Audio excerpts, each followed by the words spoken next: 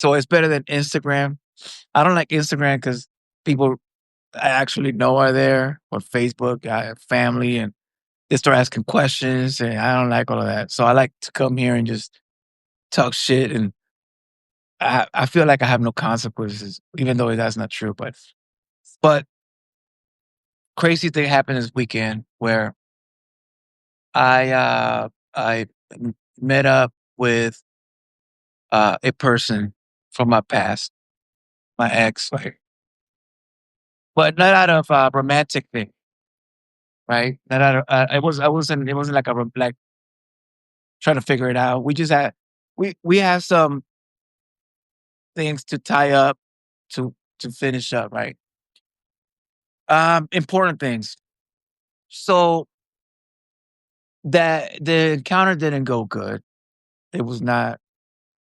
It did not end the way I would have wanted it to. And maybe because I didn't have a plan on how it should have, and I just didn't even know where it was going to go. So just to make it long story short, we're talking, and we got into the breakup, right? Like, how did it happen? How did it happen? And I have my version. She has her version. And to me, my version is the right one, right? Because how you gonna tell me that what happened is not what happened? I was there, but she feels the same way. She got a version of the truth that to me is not the truth. Um, and what are we discussing? What's up? We're discussing how the truth is a perspective. We all have. You have a version of the truth. We can be all of us right now at the same place, experience the same thing at the same time. And you ask us each later what happened, and we all have a version of what happened. Because guess what? If you're standing over there and I'm standing here, what I'm looking at is going to have a different view. And it doesn't mean that it's not true or that what you see is not true or what I saw is not true. It's just the light was hitting what we're looking at different. So I saw shadows and you didn't. And that's what happens in relationships. Our relationships, when we break up, in hindsight, we all are right because I think I'm right. They think they're right. Are they wrong? From my perspective, they are because I don't feel that that's what happened. And are they right? I don't know. I didn't look at it from their point of view. But the problem is gaslighting, right? When they start trying to convince you that what happened actually is the truth, that what happened is actually real. And that's when I have a problem because, like, nah, I'm not going to say what you felt or your truth is not real, but don't try to tell me that what I felt or my truth is not real because that's the problem. Okay, how is it about right and wrong and not about understanding and causing harm when you're misunderstood? That's a great question, but it goes back to the same thing. It don't you're not going to understand the other person's perspective because you're not inside their body. You didn't feel what they felt, right? And when we try to make it seem like our truth is ultimate, my truth is the truth. Fuck what everybody else thinks. I know my truth is the truth. So everybody, you either think like me and you either agree 100% that my truth is the truth, or it didn't happen, or you're lying. We fall into that. I fall into that. That's what I'm saying. I've discovered this in this week in the circumstances that the conversation that I had, uh, she's right about a lot of things. Some things she's right about. And I'm not saying that it didn't happen or the way that they affected her, it was probably harmful and painful. right? I'm not taking that away from her. But the fact that she experienced some kind of pain doesn't mean that I didn't experience any pain from my perspective. And she believes that since she experienced the breakup from a certain perspective that I'm wrong. And then now I gotta come and bow down into the wrongfulness. And it's not about that. It's about, hey, if we don't get over this hump, we always going to end up, obstacles are going to stop us from getting through this. What's next? We're not looking at what's next because we're stuck in a competition, an ego competition of who's right. So where does remorse and empathy come in? They don't. They don't at all because it's done. And being sorry about something that happened doesn't make it right. You got drunk and you got in the car and you drunk driving, killed somebody. You can feel horrible. Does not bring the person back. You can feel horrible about killing somebody because you got drunk and you got. It's not gonna bring the person back. Feeling bad about it now. There's consequences, but what are you gonna do for the rest of your life? Feel horrible now. Now, two lives are lost, right? Because your life is lost, their lives are lost. It's a bad situation for everyone. So how did you get over the hump of being wrong? Because a relationship didn't end on a one-way street. In thinking that even though you feel that they did you wrong, even that thinking that the only way to get over is for that person to apologize to you, to come back and bow down and say they're sorry, and you're the ultimate victim, is not going to change what happens. You say that it was never about communication, then it's the idea that someone is being punished for the way that they reacted to cause pain. See, again, those are great statements, right? And the cycle repeats. But it doesn't change the fact whatever happened 2 months ago happened 2 months ago. Whatever happened yesterday happened yesterday. You're not going to change what happened by being sorry.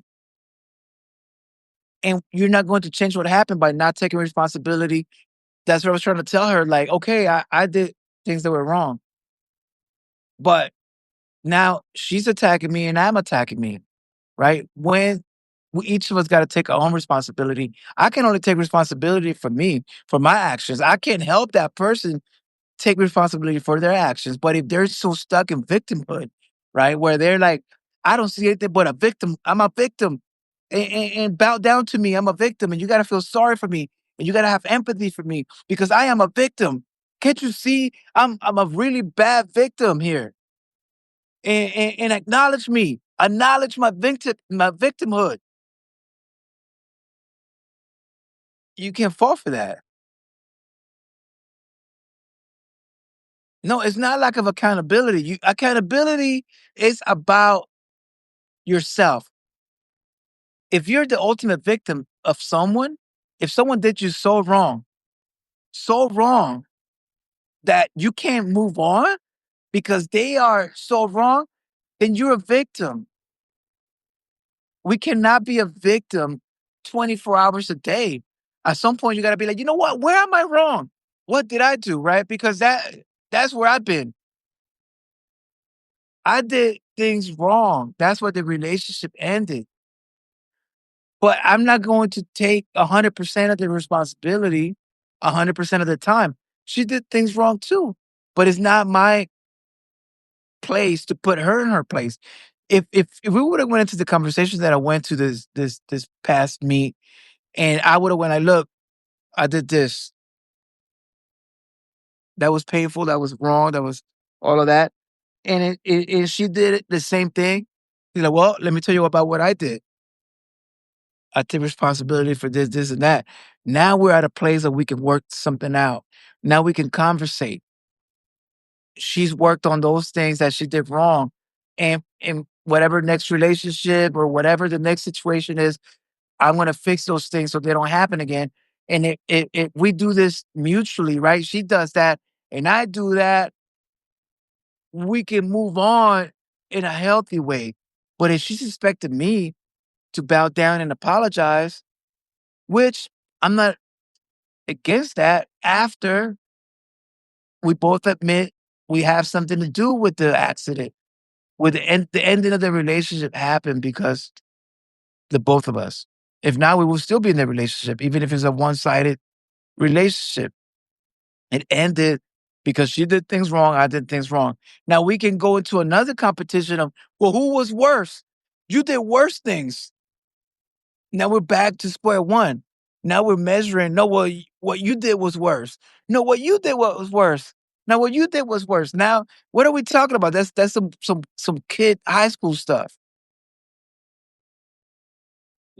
So if you don't know the role you play, no, but don't worry about the role that the other person played. That's what I'm saying. I'm not saying this to be completely oblivious to what role I play. I'm not gonna go to her, and that's why it went wrong with our conversation and ended in a not good place because I'm not. It's not my place to point out all the wrong things that she did. She did things that were wrong, and they were wrong. She's got to figure those things out. But she's in the victimhood where I'm the bad guy, and I admit I did wrong things. So now we're both against me. Now she's telling me I'm the bad guy. Now I'm telling myself I'm the bad guy. Now I'm the bad guy. Now I'm acting like the bad guy because now my new identity is as a bad guy. Nah, man. We're all human and we make mistakes and we all get out of line and we all get out of place and we do things that are wrong. We say things that are mean and we do bad deeds and I'm not gonna worry about her. I'm worried about me. How do I improve so this doesn't happen again in my next situation or whatever? So I know the role I play, and you say, okay, and that mindset where the silence feels like solution, that's an intentional action important post breakup. No, if you're stuck on that breakup, it's because you haven't found a new goal. You need a new. It's not that you got to go into the next relationship, the next situation, but you need. You know, when I broke up, I'm telling you my last breakup, I'm just gonna be open where, we have kids and that's a hard thing. We're not moving on because we have kids in between. So it's not like I can just go my way and forget about what happened. There's this things that we gotta flush out, right? But if it's a competition about who was the worst, is we're not gonna move on. And fix the real things that need to be fixed so we can have the type of relationship that's good for our kids, whatever that may be. And it's not about silence. It's about I'm working on my next things. You know what I mean? I start going to the gym. I start eating better. I start making better decisions for me. I can't wait for her to get her life straight. I got to do better decisions for me and for my kids. And to be honest, she's made it really difficult for the kids to have access to me. Long story. It's just difficult, right? And I can't blame her. Again, I can say she's doing this, and that, and she don't let me see my kids. And I could be a victim easy. I can't do that. I gotta be better and just continuously every day wake up. And I wake up and I feel like shit, but I gotta get to the gym and then I feel a little better. Then I get some work done and I feel a little better. And then I keep every day just getting a little better, a little better. And this happened for months, and I haven't seen her in months, and I see her, and she's the same person at the same place, probably even worse, because now she uses the breakup and all of that as the blame for her failures. And that's what I told her, like, you can't blame me all your life because you don't get better. I am not the scapegoat. That's gonna be temporary. At some point, people are gonna be like, "Look, that happened 20 years ago, and you're still stuck in that." There's people like that. For 20 years, they use one person as the reason why their life is fucked up for 20 years. Can't do that. At some point, you gotta be like, okay, I'm doing something new, better. I'm gonna reinvent myself and be a better person. You gotta do that right now, you know? Now you say, um, okay, you got a question. So would you too be able to hash things out and apply new knowledge if there was sexual, emotional, mental, or financial abuse? Where's the value in being able to express without either party being deregulated, or should it be a no-go for her if physical assault was involved? Look, physical assault is a very serious thing. And it happens so much. I can't say that was my situation, but the financial thing, for example, that was a topic that came in because she tried to blame that thing too, financial abuse. Now, if I have zero and she feels I should give her something and I have zero and I don't give her what she wants, is that financial abuse? Or I'm just not in a position to give her what she maybe even deserves? I'm not saying, I'm not questioning what. I'm just saying if I don't have it, I don't have it, right? So if we live together and I can't pay the rent, I can't pay the rent. Like, there's at some point the blame game's gotta stop with you, right? And I'm not talking about you, I'm talking about me. I stopped that blame game. And if I have $1 million, and I don't want to give you a dollar, then maybe you got an argument about financial abuse. But if I'm in debt and I owe $1,000 and you want me to give you $1,000 when I already owe $1,000, I don't got $1,000. We got a problem now because you skew perspective of what you deserve and what you are actually able to get is wrong.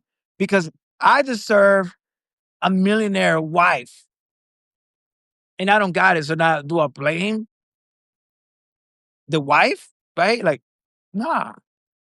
My expectations are not in line with what I'm able to get. Now I want to lift 200 pounds, but I can only lift 50.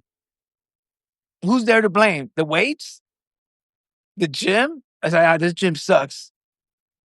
Nah, it's me. Like I'm not at that place where I can lift that. So guess what? I'm gonna lift 51 pounds today. Next week, I'm gonna lift 52. Hopefully one day I lift 100, 200. Right? The same thing with relationships and your emotions. If you're only emotionally capable, if your cup can only hold 8 ounces and you feel like you expect, you know, 30 ounces, you can't even hold that kind of liquid. You can't hold that emotional power that you're asking for.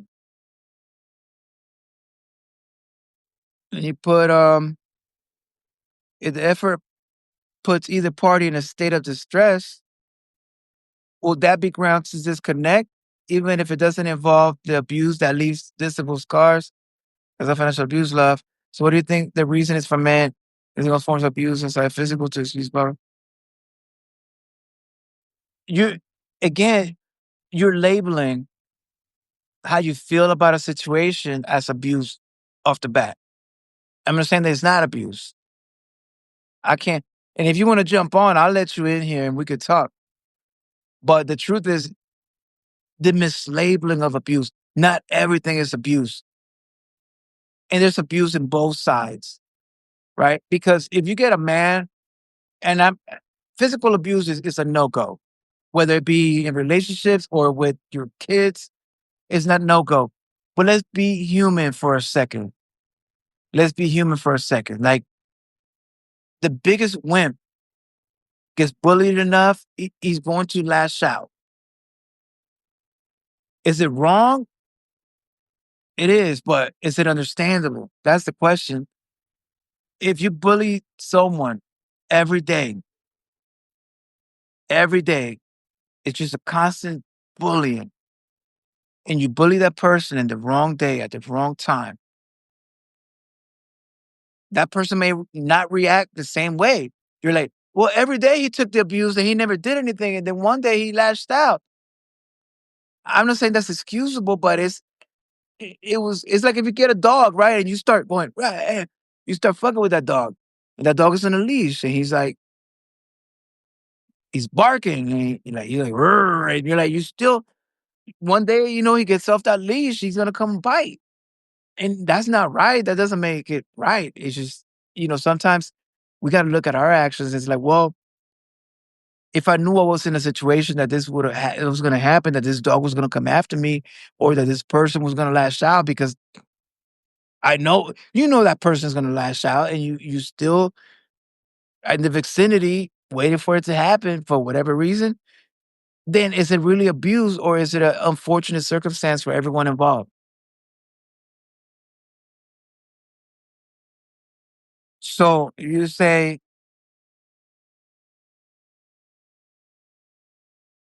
no, see, up to this point, your comments created a unicorn where you're saying, I haven't heard anything you've done, right? I see you're saying, well, if the man abuses, if the man does this, is it condoned? What about men that abuse power, the financial abuse? I haven't heard anything about, have you ever done anything wrong? How did you rectify that? I don't know. I mean, I don't know you. I don't know if you've done anything wrong.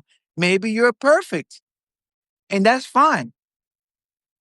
So people are perfect, I guess, but that's not what I'm talking about. I'm talking about my meet with this person from my past was about we're both not perfect, right? And I went with that flag in hand.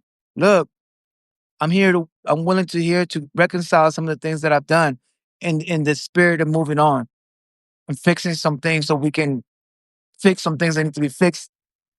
And she came with that same mentality of victimhood. And she's not moving on because moving on from victimhood into taking responsibility means that from that point on, her failures are her fault. She don't want that. She want to blame me. She want to blame me for herself, for other people, for her family, for whoever it is, even for my own kids and her kids. She's one day going to tell her kids that the reason that they don't have certain things or things didn't work or because the reason that she struggles is because of me. That's a sad state of affairs for everybody. Look, I'm bringing on there. I invited you there because you got to be able to take some responsibility. I can't talk about her. I could go here in this live and tell you all kinds of things she did that will make her look bad and that will give me some kind of power. Like, oh, I'm here because of this and she did this and that. Nah, man, I can't blame her. She had a lot to do with where I ended up. I can't blame her for everything. There's some things for her I can blame her for, but I'm not gonna blame her. I'm gonna take my 50% of the blame, fix those things, and move on, right? Because like you say, um, okay, cool, got you. So I'll check when you're available. But what I'm saying is, I do this and I put it out for me, and my kids might see this video one day in 10, 20 years. They might be in a situation similar to mine because unfortunately, cycles continue and I'm not living something very far from what my dad went through and my mom went through. I'm pretty much in a very similar situation that they did. I never thought I'd be here because I ran from this. I didn't have kids till I was older because of I didn't want to be here. And here I am. So my kids most likely gonna end up here. So hopefully they see this and I'm gonna tell them, look, you have a lot to blame and that's all you can take care of. If you have a lot to blame, take care of what you're blaming. Like, you cannot hash out something when there's someone else until you fix yourself. And if every day you wake up blaming that person for the situation you're in because it was bad, right? It was bad. And now man, I love living in this place of I don't want to move and fix the wrong that was done to me because then I stop being a victim. Now I got to face the consequences that, hey, I'm not even fixing me. I'm not going to school. I'm not getting a new job. I'm not working out. I'm not eating right. I'm not spiritually getting connected. I'm not meeting new people. I'm not going to new places. I'm not making more money. I'm not getting a new place. I'm not doing anything because this person did me wrong 2 months ago, 2 years ago, 10 years ago. I like living here because I can tell people my story and they'll feel bad for me. Oh, what? He did what? To you? That's fucked up. I see why you're fucked up because he fucked you up. So don't fix yourself. You can't even fix yourself. Now you're crippled to your emotions for the rest of your life. Nah, you only a victim for as long as you want to be a victim. And I'm not saying that we're not victims. Shit happens to us. Somebody breaks into your house and steal your stuff. That's fucked up. You're a victim. So that means you're not gonna buy new stuff. Like they stole everything, your furniture, your TV, everything. Oh man, somebody broke it and stole my stuff. People are gonna go like, oh man, how unfortunate, right? So a year later, hey, what happened? Yeah, somebody broke in again. No, the same time. He said, well, that was a long time ago. Why don't you buy new stuff, new furniture, buy new locks so people don't come in? Like you can't live in an empty house because someone broke in and fucked it up and stole all your stuff. At some point, you gotta go out and buy new furniture. I can't afford new furniture. It's like, well, then you got a whole new problem in your hands. You can't afford new furniture. You can't blame the thieves because you can't move on from that bad situation that was bad. No one has the right to go in and steal your stuff, but also it's no one's responsibility to go and fix it and buy new things. Move out of that neighborhood. Move out of that place, but you still gotta go buy new furniture and get your life back in order. And now you have a story to tell. Hey man, one time they broke in and took everything. I had to buy everything new. But look at me, I got new stuff and I got new lucks. And I wish somebody would break in here again. I put that in a large system now. And I got some weapons or a bat. Man, I'm fighting this time. We can only be a victim for so long. That's what my point is. It's like she's still a victim.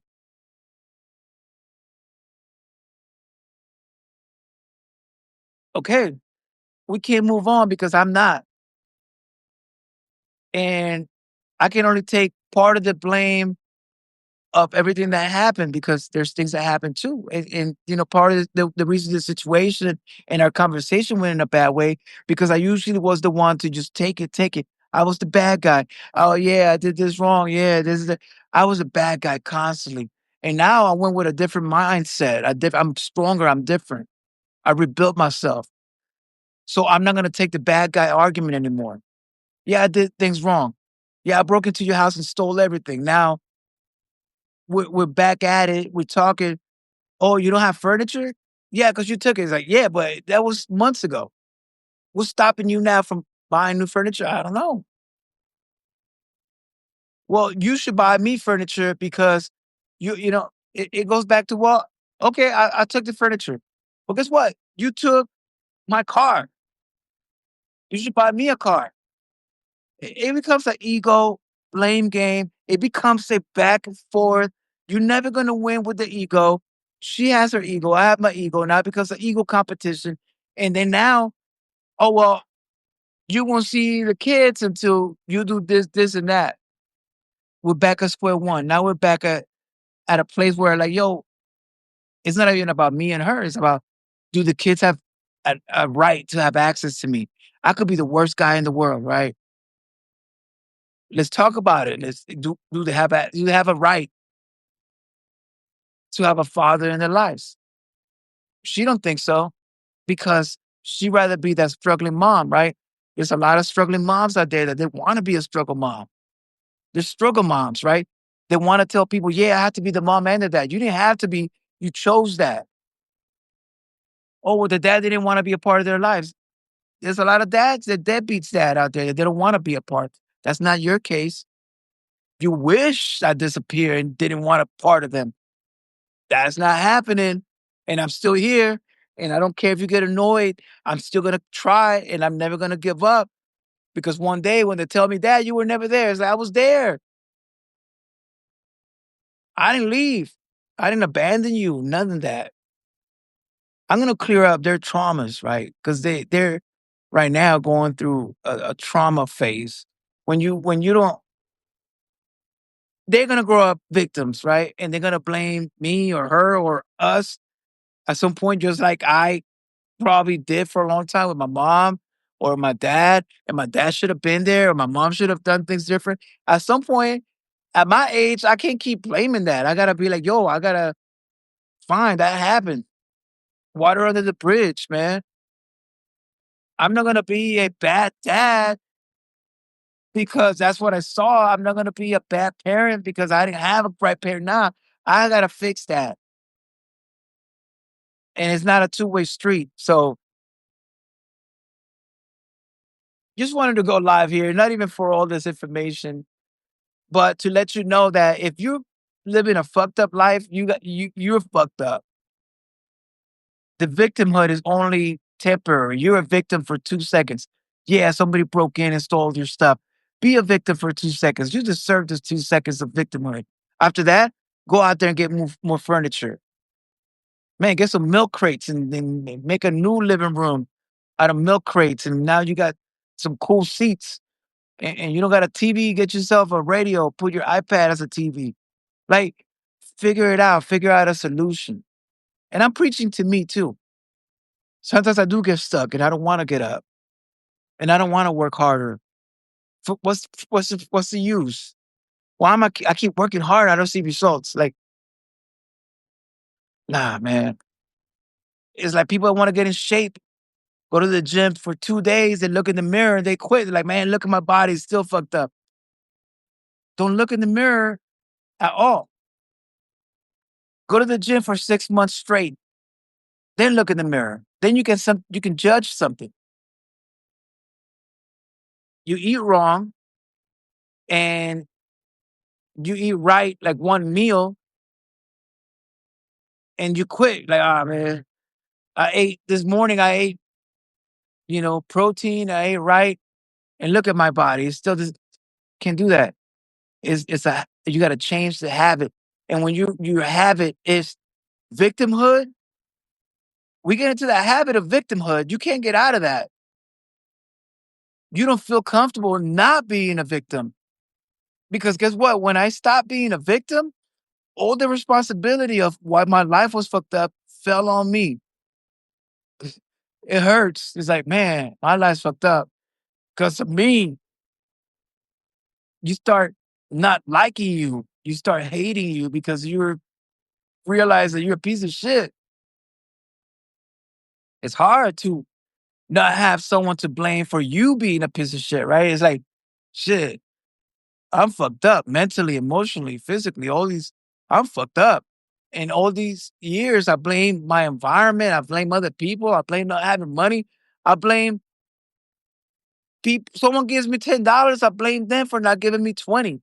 Like once you go into that blame mentality, you can't get out of that just because you wake up and you have a different mentality because you watch a video and now you think you're better. Nah, you gotta realize your life is a mirror of your actions and you. Your life is not a mirror of the person that did you harm. Your life is not a mirror of the person, you know, growing up. I remember one time I got beat up by this dude, right? And I was like, man, I don't deserve to get beat up by this dude. But looking back, I was always fucking with this dude, right? And you know, like we had a thing where he fuck with me, I fuck with, and then he was the better fighter, so I got to, I can't blame him, right? Because he beat me and for some messed up shit because whatever reason, I felt like it wasn't my fault. But man, that taught me a lesson. Is like, man, people will show you their worst when you are your worst. When you are your best, it's hard for people to fuck with you. It's hard for people to fuck with you when you're living a righteous life. It's really difficult for you to go be a Buddhist monk that's meditating. It's hard. Okay, you see a Buddhist monk, right? And he's sitting somewhere, he's meditating. You don't just go over there and start fucking with him. Like, hey man, what's up? Like, it's hard to do that because he's living a righteous life and he's minding his business and he's trying to better himself. But now, see somebody over there talking shit and you go over there and talk shit too. There's gonna be a conflict. And some of us are used to that conflict, that chaos. We're not comfortable at peace. Peace becomes very boring when you grew up in chaos. I grew up in chaos. I grew up in the hood where everything was just somebody's fighting somebody or yelling. Like there is no like peace. Peace is like you feel uncomfortable, like, oh, I feel uneasy. Let me go start some shit over there. And it's hard to get out of that victimhood mentality and it's hard to grow up and look at yourself in the mirror. But if you can look at yourself in the mirror and go, look, we fucked up. Talk to you. Be like, yo, we're victims here. We're fucked up. What we doing about this? Well, you and me, myself, what are we doing? Oh yeah, but she stop talking about her. What are we doing about us? You're gonna realize who you are. You're gonna realize what you're capable of. You'll realize that you have a lot more to blame than you think. And it doesn't feel good. And the truth hurts. And the truth is that everybody got a different perspective of the truth. My truth is not your truth, even though we were there. At the same time, we experienced the same thing. I might think it was 80 degrees. If it felt hot, you should be like, no, it was cold as hell. Now we're going to argue? No, it was hot. What are you talking about? It was hot. I was sweating. It was hot. No, it was cold. I had a jacket on. Now we don't even talk about the next thing because our egos are fighting over a truth that is subjective. Yeah, some fucked up shit happened to you. And that person made it happen. But if you think, well, is there anything fucked up that happened to them? We're not talking about whether you deserve whatever happened to you. We're talking about, is it a two-way street? And if it's a strictly 100%, you were sitting there meditating as like a Buddhist monk, and this person came fucking with you and started just fuck with your life, right? Man, you got the bad end of that stick. So move on from that and hopefully that never happens again. But I'm sure that when bad things happen to us, it's not because we were sitting there meditating. Um, nah, we probably had, even if it's 1%, we probably had something to do with things that happened to us. We put ourselves in the bad situation. If it's 2 a.m., you start walking down that dark alley and if somebody comes and starts some trouble, like what do you expect happens at bad alleys? Not that you deserve it, but you put yourself in a situation that you could have went the long way. You could have went by the light side of the street. Talking to me, I do that all the time. I try to take that shortcut, don't have the expected result. I can't blame people around me or my environment or not all the time. I can blame them for 2 seconds and then I'd be like, next time I'm gonna go the right way. And if you're waiting for an apology, I'm not gonna wait for an apology from her, from all the things she did, things that were wrong. I can't blame her. Or like she's never gonna come and apologize. Can't wait for that. I fix me and hopefully one day I'm such a better person that is obvious to everybody around. And if it's not, it doesn't matter. I don't depend on that to feel better about me. So starting to rain, so I'm gonna be out. Hopefully, this helps somebody. Hopefully, it helps my kids one day if they watch this. Hopefully, it helps me if I watch this one day and I'm again in a bad situation that I put myself in. Because right now, if I'm here in this rain, I'm blaming God. Man, God, why is it raining? Can't you see I'm doing it live? Right? That's ridiculous. It's raining and I'm still sitting here in this live. Oh, I'm getting wet, man. It's your fault. It's everybody's fault, man, because I'm getting wet. And then later, my clothes are all wet and I don't change clothes. Cause nah, man, I can't change clothes because freaking rain got me all wet. Nah, I gotta now go somewhere. I gotta put on something warm, something dry, right? Same thing with life. Life fucks you up bad. I go get up and get new clothes on and new furniture and a new person in your life.